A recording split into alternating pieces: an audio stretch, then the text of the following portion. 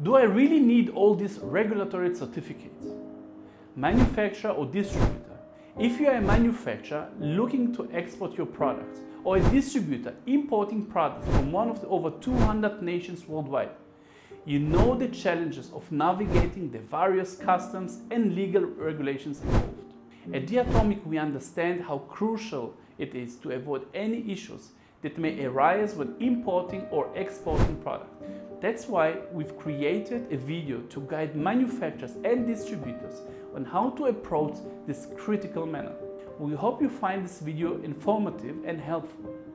Enjoy! Okay, this section is extremely important. So if you haven't been focusing, this is where you need to start. So maybe you're asking yourself, do I really need to have all these certificates? Before we answer that question, let's talk about the difference between being a manufacturer and a distributor. Are you the manufacturer who makes the product, or are you the distributor who imports the product? Or are you both? The manufacturer needs to ensure compliance, as it is in their interest to sell the products worldwide. The distributor who imports the products has to have all the certificates to be able to import them and get them out of customs, and has to have product liability insurance. With MYAIRSHIELD, we created a subsidiary in the Netherlands called MYAIRSHIELD B.V, just to have an EU entity which creates and owns all the certificates and approvals. This allowed us not to be dependent on a certain distributor to be our representative, as many certificates were only possible to do through an EU company. This also supported the distributors, as they no longer had to deal with customs and price transfer. Similar manufacturers could do the same in the United Arab Emirates, for example. They could have a subsidiary in Dubai, get all the licenses and certificates, and sell to GCC countries like Saudi Arabia, Kuwait, Qatar, Bahrain, and so on, based on the GCC agreements.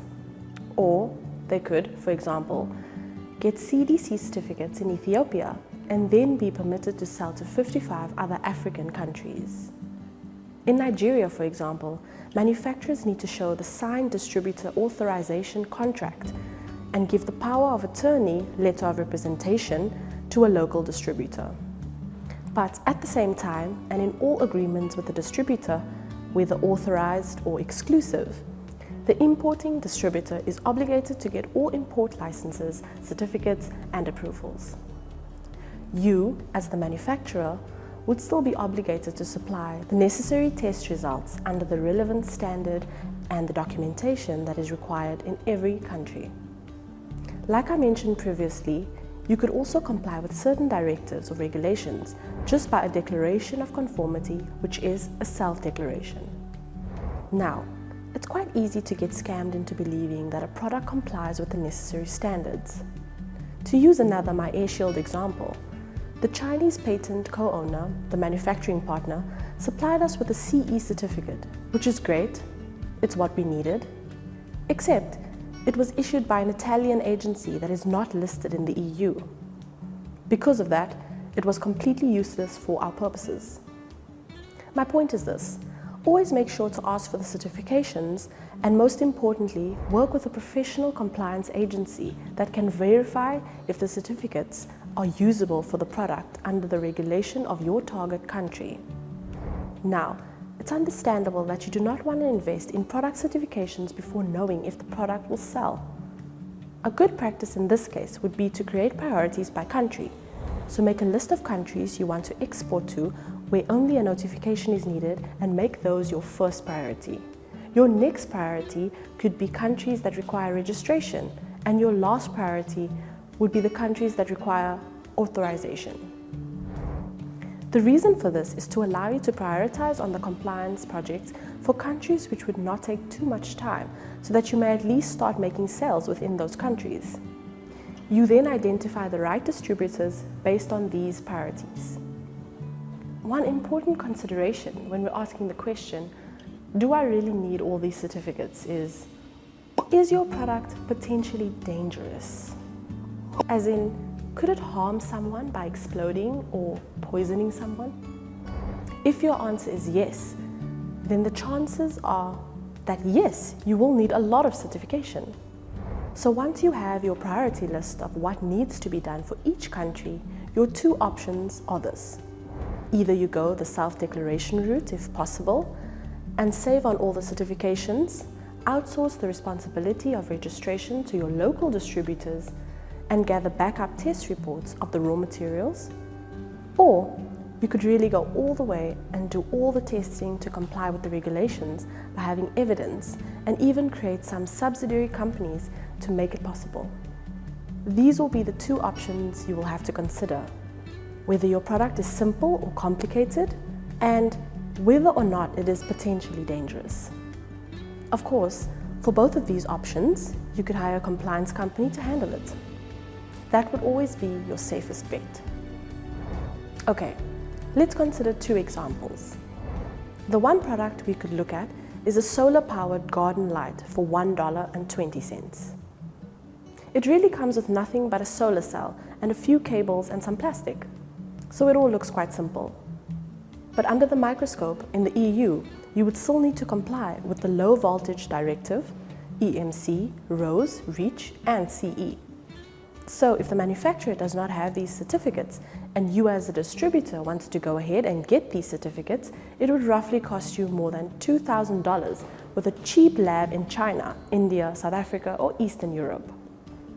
If you wanted to go with a higher-end laboratory in Germany, Israel, or France, this type of testing would cost you triple that amount. But if you look at this product and evaluate it, would you say that this product is actually dangerous? Perhaps in this case, it might be better for you to go the self-declaration route and save yourself all the costs. Even if you do, we would still advise the distributor to have a chat with the manufacturer who could confirm in the declaration that his products conform to the standards. In an ideal scenario, the manufacturer is already delivering the product to US and EU-based customers, and they might be able to supply some internal test reports or raw material test reports which can prove compliance to local regulations.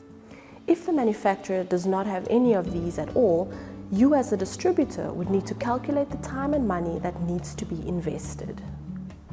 Now, let's take another more complicated example. Consider a small electrical fan heater which costs about $5.90. This product comes with some plastic, some cables, a plug, and a PCB, which is the plate on the inside designed to regulate electronics. So again, sounds simple, right? But that's not the case. You see, because this product has a plug which gets inserted into a socket, the potential for danger is very high. For a product of this nature, you'll need to get at least LVD, RoHS, REACH, and EMC certifications. But above and beyond these, you would want to have a GS or UL mark because the consumer would want to have a certain level of quality and with a quality seal. For a product of this nature, people would usually not want to go for the cheapest item on the market because it could be very dangerous and lead to some complications. They would go for the product that makes them feel safe, a product they trust. Additional testing, like abnormal testing, would also be advisable. You can do tests like these with TUV or DEKRA, which are inspection companies and have offices in Austria, Germany, and in China. In simple terms, abnormal testing is when you want to know what would happen if you cover the unit or if the unit overheats. Most fan heaters have an overheating fuse included. If the fan does not have this, it has the potential to be very dangerous. These tests could cost about $4,000 or $5,000 alone. So, adding these to the required certification and the GS or UL mark, your total budget would end up having to be roughly $10,000 to $12,000. That's crazy, right?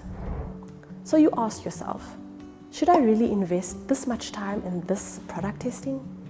Do you want the honest truth? 100%.